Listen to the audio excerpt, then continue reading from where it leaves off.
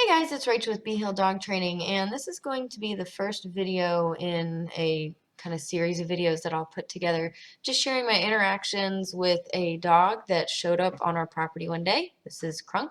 At the time that I'm recording this video, I still have not actually caught him, but this particular video is going to show the first day when he showed up, and I'll kind of talk through what was going through my head and what I did to work with him. This guy's very, very fearful of people, but extremely friendly with other animals. So anyway, some of the videos that I'll show you in this don't have sound, in which case I'll just keep yakking like I am now. I think the ones at the end I kind of talk through, so I'll just let you hear those videos and what I was saying at the time. So anyway, this is Kronk. When I first went out that morning around 8 o'clock, I found him in my horse paddock. Now, normally I'm not at all tolerant of loose, strange dogs out with my horses, but he was kind of already there and being really calm and well behaved, so I wasn't panicked at that point. But I grabbed some pepper spray and even a firearm because safety is first, and this is a very large dog that I don't know. And I walked outside, and the first thing he did when I started to approach was took off in the woods barking and growling at me.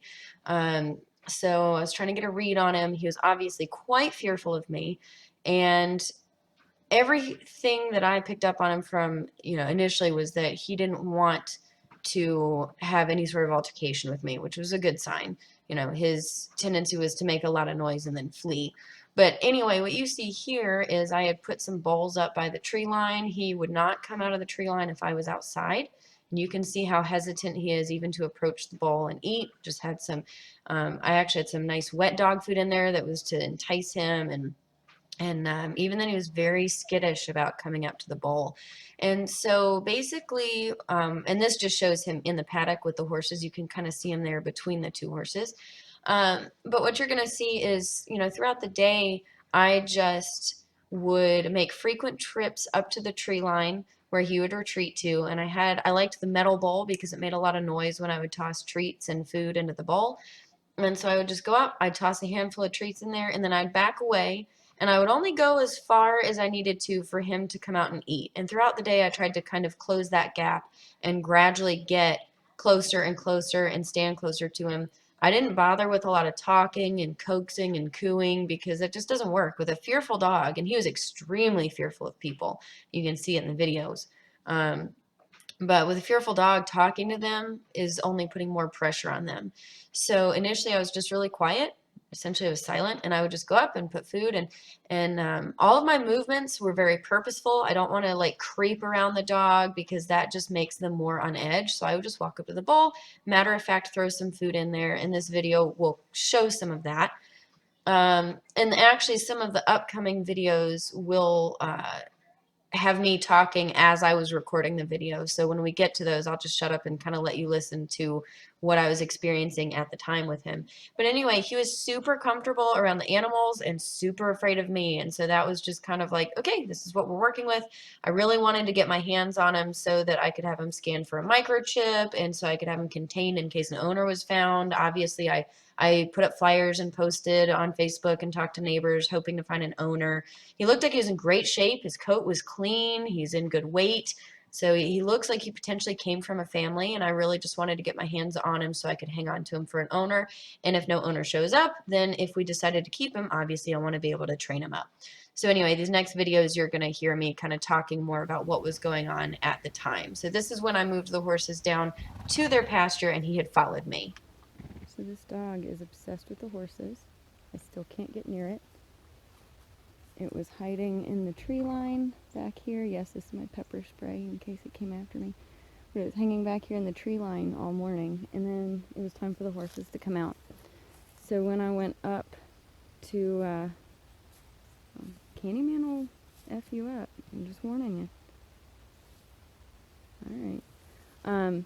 When I went to turn the horses out, I walked up to the paddock, and the dog like hightailed it into the woods, wouldn't come near me.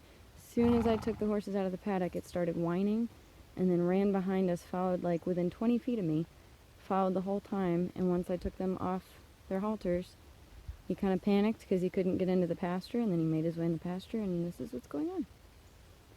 And normally I would be freaking out with a dog. There's no way I would allow a strange dog in the pasture with my horses, but look at this dog go? Just wants to hang out with him and be buddy-buddy. It loves Eliza. It loves her. That fence is hot. I'm warning you. We'll see what happens. So now this dog is walking the perimeter of where the horses are. Like classic livestock guardian dog at work. Look at this. And it just adopted us today. I'd like to catch it so that, I don't know, we can get it checked by a vet, scanned for a microchip. You know, I've posted on like 5 Facebook lost and found pages and checked with some neighbors. We'll see what happens.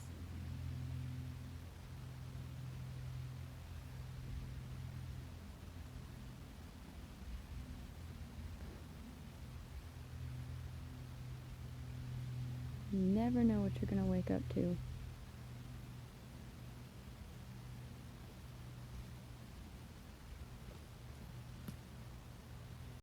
Okay, so I've confirmed it's a boy.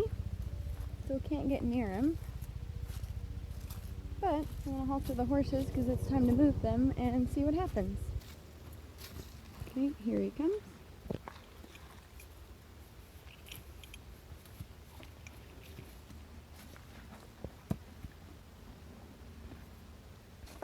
I got these guys walking. I just missed him. Sorry, it's hard to lead both horses and film this. There he goes. He's like, where are you taking my horses? He already knows. Hadn't even been here 24 hours. He knows the drill.